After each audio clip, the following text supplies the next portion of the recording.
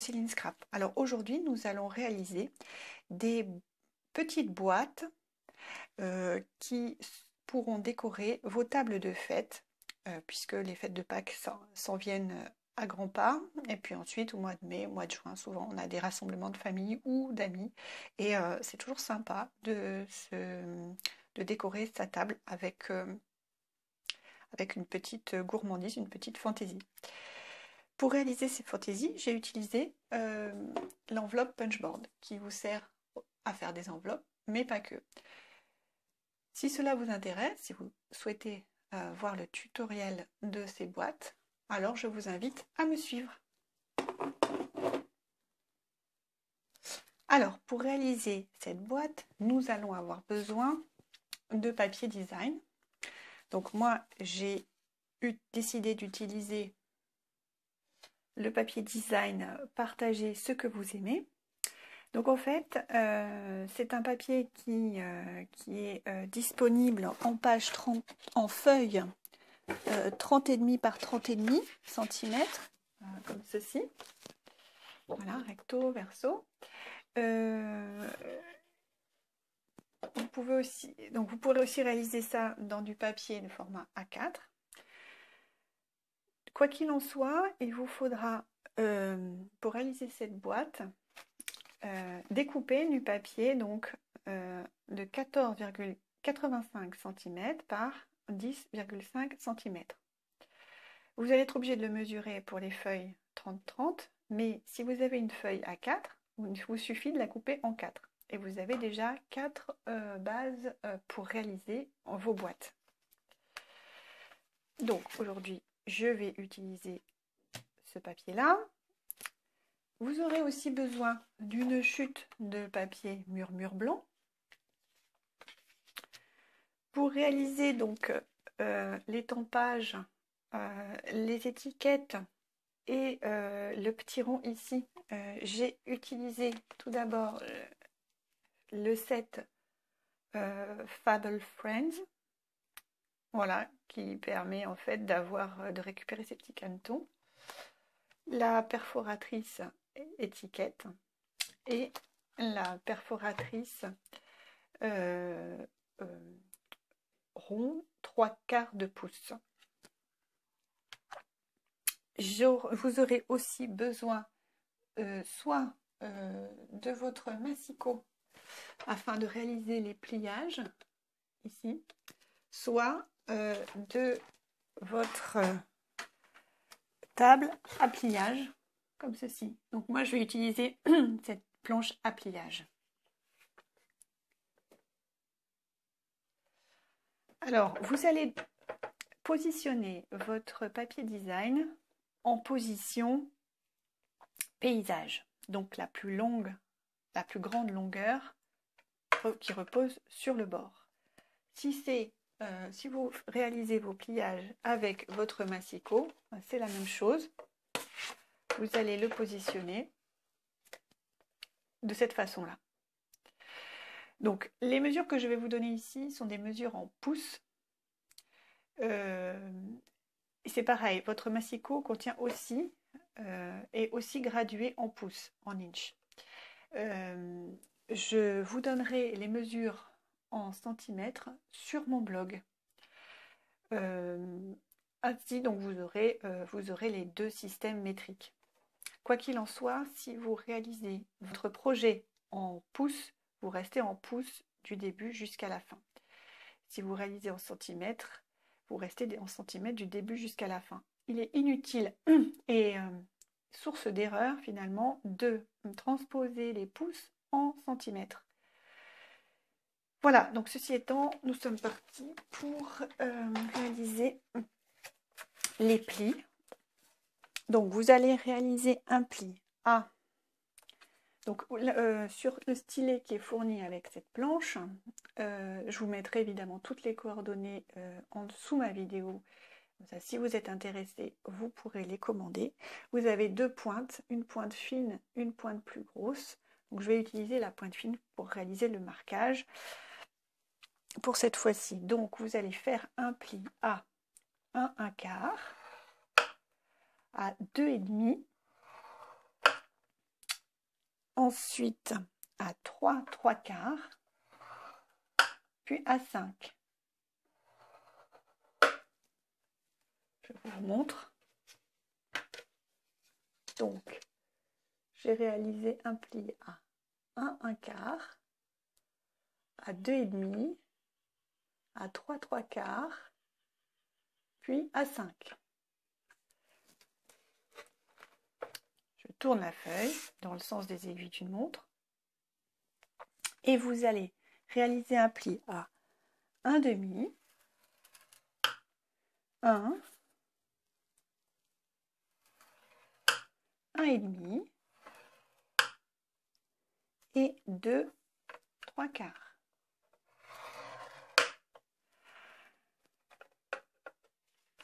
Donc, je vous remontre.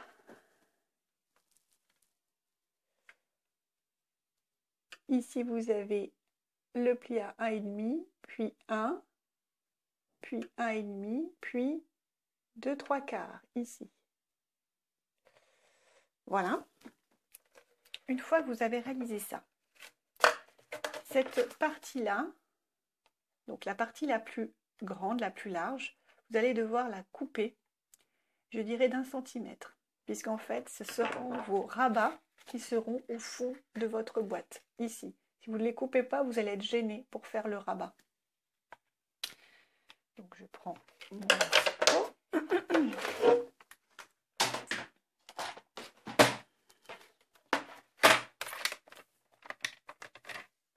Et je coupe à 1 centimètre. Voilà.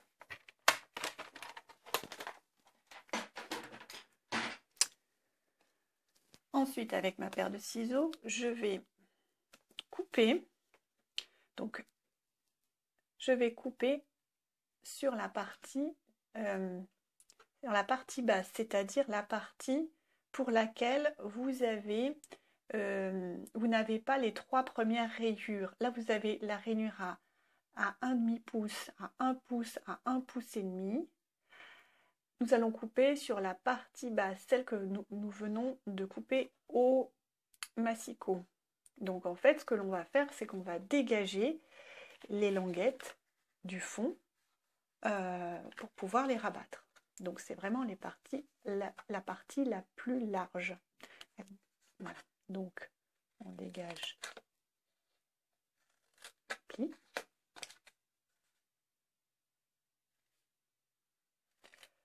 Et on va jusqu'à la pliure.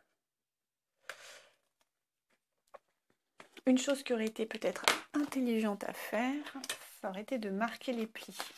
Donc, je rattrape, on va marquer tous les plis. Comme ça, vous verrez mieux au moment de découper où est-ce qu'il faut arrêter le ciseau.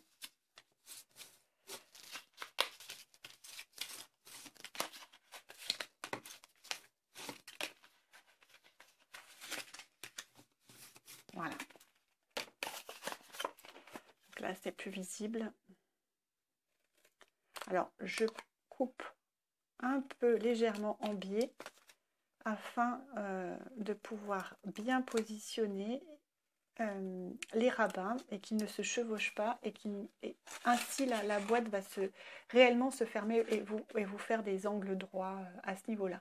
Si vous ne biaisez pas, vous allez avoir un excédent de papier qui va faire que la fermeture va être un peu décalée et donc votre boîte ne sera pas perpendiculaire à ce niveau-là. Voilà. C'est pour ça qu'on biaise un petit peu l'intérieur des plis. Alors, une fois que ceci est fait, eh bien, nous allons pouvoir coller. Non, on ne va pas coller. Nous allons prendre l'enveloppe punchboard. Alors, nous allons prendre l'enveloppe punchboard et nous allons la positionner donc à ce niveau-là, vous avez 3 plis. 1, 2, 3, très rapprochés. Donc, c'est ceux d'à 1,5 pouce à 1 pouce à 1 pouce et demi. Vous allez donc placer votre papier de ce côté-là et aligner votre papier design sur 1 pouce. Je vous montre. Voilà, comme ceci.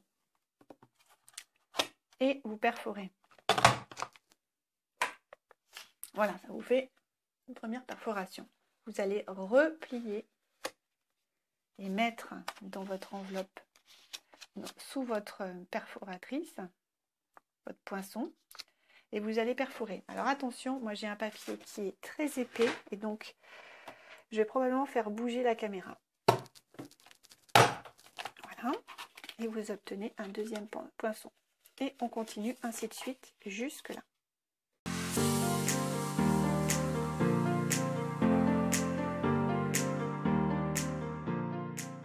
Nous allons reprendre nos ciseaux. Et en fait, je me rends compte que la dernière perforation n'était pas nécessaire. Nous allons donc couper à ce niveau-là.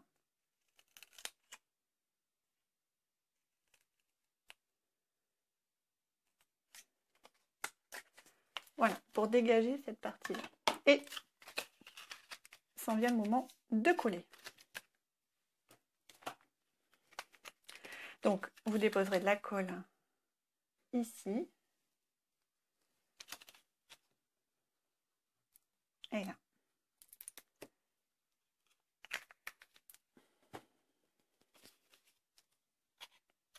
On vérifie d'être bien aligné. Et on dépose. On compte jusqu'à 10 pour que le projet soit bien collé.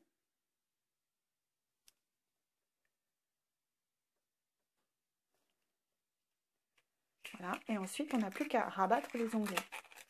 S'il y a quelque chose que j'ai pas fait non plus.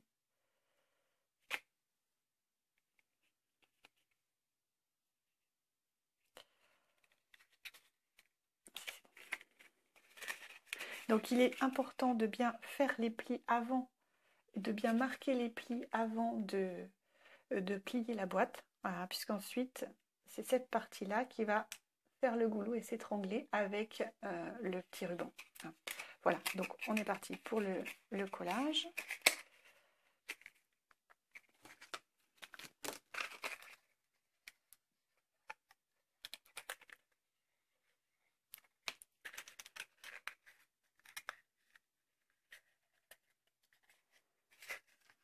Voilà.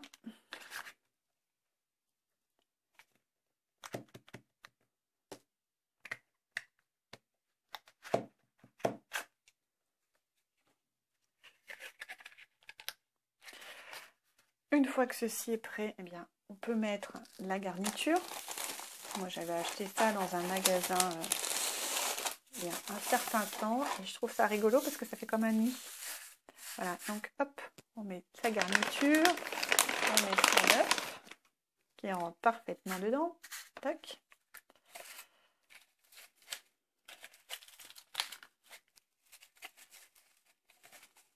On essaie d'organiser le futur nid. Ensuite, on va découper un morceau de ce ruban. Donc c'est du ruban velours en velours qui est marée montante.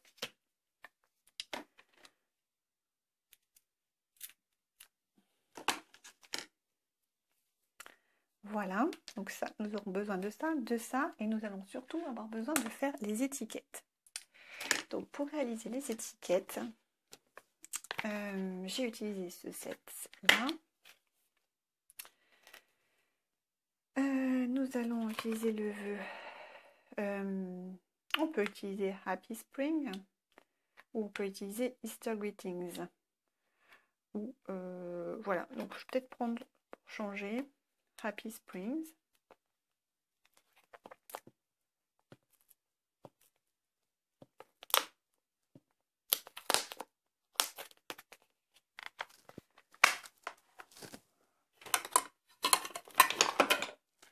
Donc ça sera pour notre vœu. Nous allons utiliser aussi les petits canetons qui sont juste là.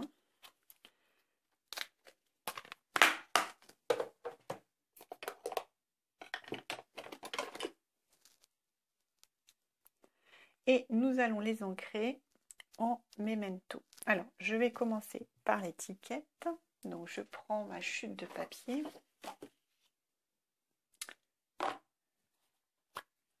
La memento.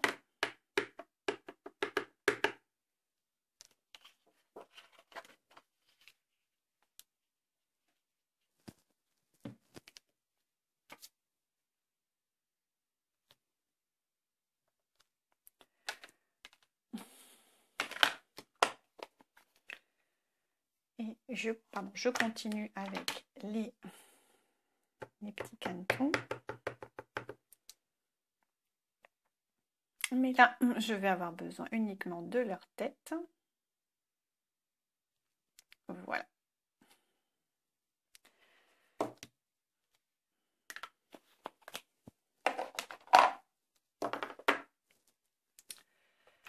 Alors, j'utilise donc la perforatrice pour dégager la tête des canetons.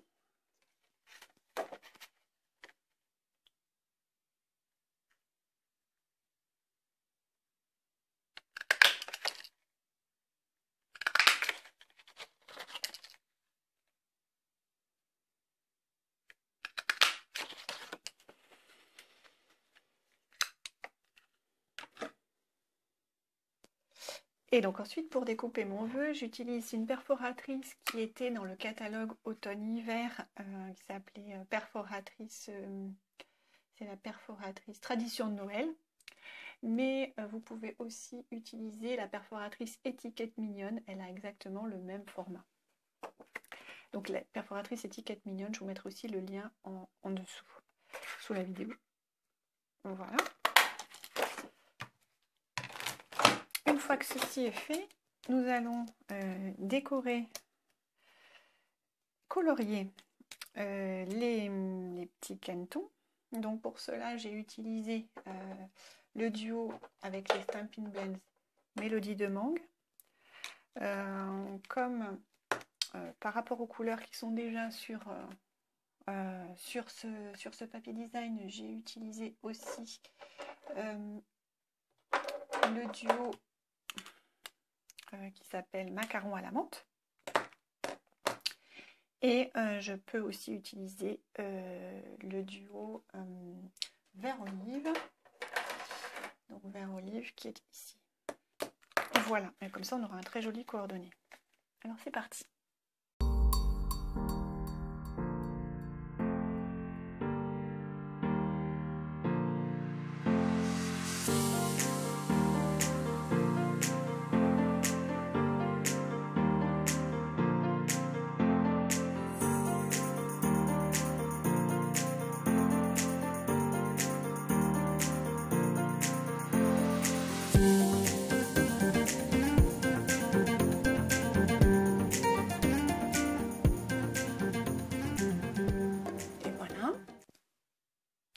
Donc je vous ai pas dit, mais pour réaliser le bec, j'ai utilisé le Stampin' Blend Corail Calypso clair.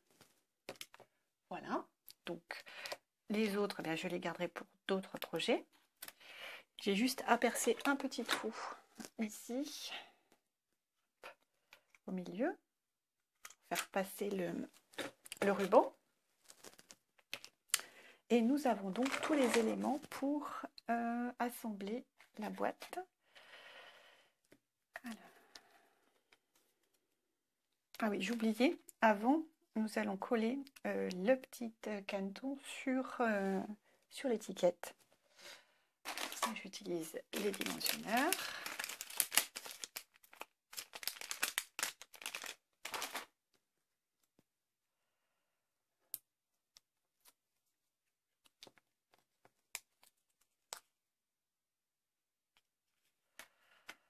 Ceci.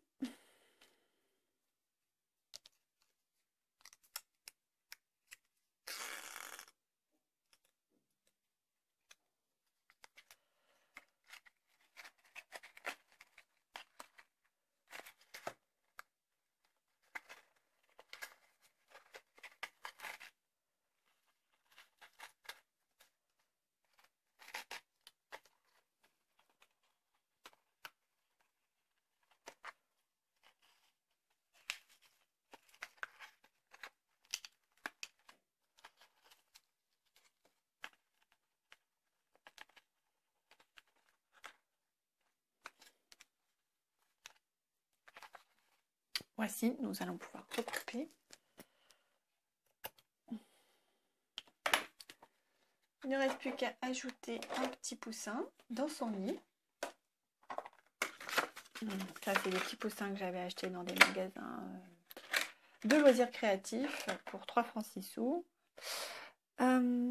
J'ai pris un mini glue dot.